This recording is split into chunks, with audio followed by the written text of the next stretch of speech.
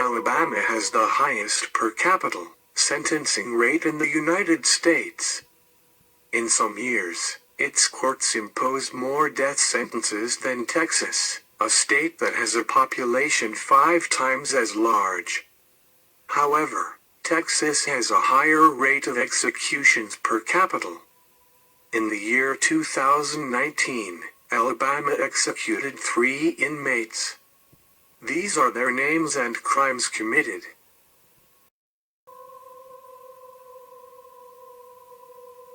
Domineque Hakim Marcelle Ray was born on May 31, 1976. Ray had been sentenced to death for the rape and murder of a 15-year-old girl, and had been given a life sentence for the murders of 2 brothers. In February 1994, Ray shot and killed brothers Reinhard and Ernest Mabins, after they refused to join a gang he led. On July 15, 1995, Ray and an accomplice, Marcus Owden, kidnapped 15-year-old Tiffany Harville from her home in Selma, Alabama. Ray raped and murdered her and cut her throat with a knife. Harville's body was found abandoned in a field in Dallas County a month after she disappeared. Owden testified against Ray and he was convicted in 1999. Owden was sentenced to life in prison, while Ray received a death sentence, when jurors voted 11-1 to recommend the death penalty. He was executed on February 7, 2019. He was 42 years at the time of his execution.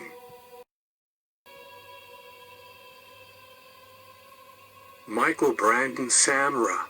Samra was 19 when he and his co-defendant, then 16-year-old Mark Anthony Duke, were charged with killing Mark Duke's father Randy Duke, his fiancée Deidre Mims Hunt, and her 2 daughters. 6-year-old Chalise Nicole Hunt and 7-year-old Chelsea Marie Hunt. Samra was convicted of capital murder in 1998 after confessing, and was sentenced to death for his role in the killings. Mark Duke and Samra brought 2 guns to Randy Duke's home on March 22, 1997, where the teenagers planned to kill everyone inside. Mark Duke fatally shot his 39-year-old father in the head, while Samra shot Hunt in the face. Although injured, 29-year-old Hunt fled upstairs with her daughters. Hunt and Chalisa sought shelter in an upstairs bathroom, while Chelsea hid under a bed. Samra and Mark Duke ran after them, and Mark Duke shot and killed Hunt after he kicked in the bathroom door. Then, out of bullets, Mark Duke got 2 knives and pulled Chalisa from behind the shower curtain and slit her throat. The teens then pursued Chelsea, who was fighting back from under the bed. As she struggled, Mark Duke held her down and Samra slit her throat.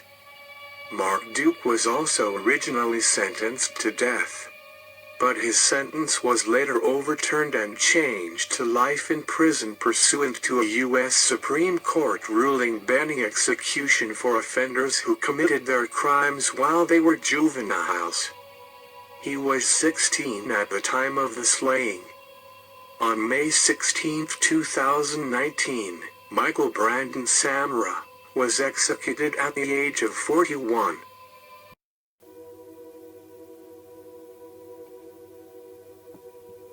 Christopher Lee Price. On the evening of December 22, 1991, Bill and Bessie Lynn returned to their home following a church service at the Natural Springs Church of Christ, where Bill Lynn had served as minister. The victim's home was located in the Bosmore community of North Fayette County. Bill Lynn had begun assembling Christmas toys for his grandchildren, while Bessie Lynn had dressed for bed and was upstairs in her bedroom watching television. The electricity suddenly failed and because the security lights outside remained on, and because the electricity was still on in a neighbor's home. Bill Lynn told his wife to call the power company to report the outage. He then walked outside to check the power box.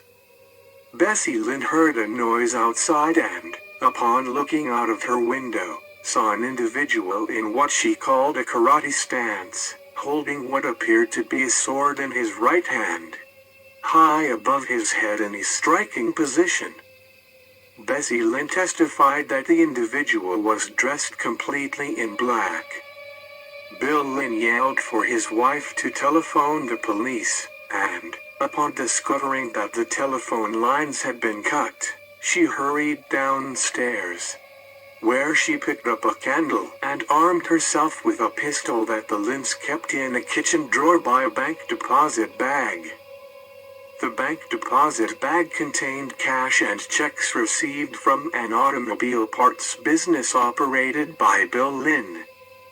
Bessie Lynn testified that she then hurried outside and that when she did, someone struck her and knocked her to the ground. She testified that she got up and fired a gunshot into the air and began calling for her husband.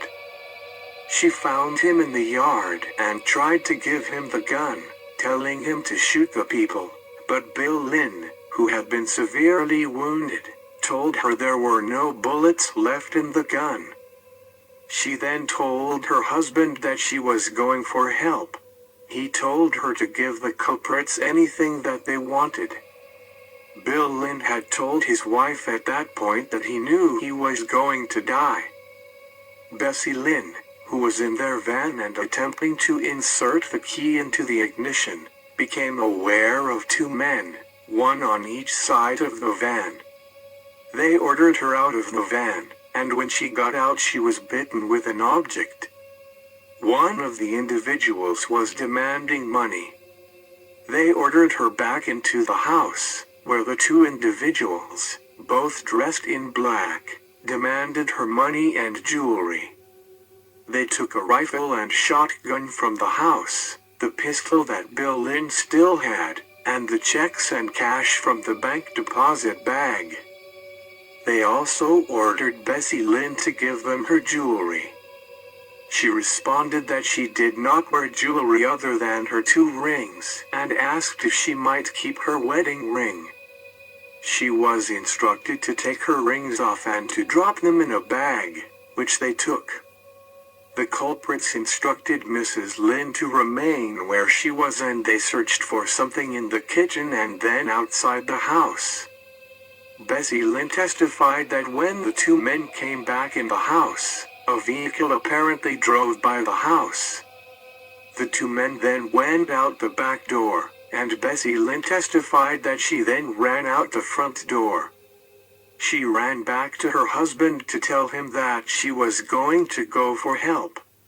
He asked her to hurry, and she ran to her father's house, which was located nearby. From her father's house she telephoned for help. Bill Lynn died before he reached the hospital. Bessie Lynn was treated for wounds to her head, her hands, her chest, and her thighs.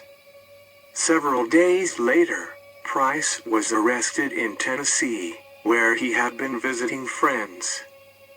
He gave a statement to the authorities in Tennessee, admitting his participation in the offenses, but claiming that his accomplice had actually killed Bill Lynn and wounded Bessie Lynn. He subsequently gave another statement to Alabama authorities. Christopher Lee Price was sentenced to death and executed on May 30, 2019, at the age of 46. Thank you for watching Death Row.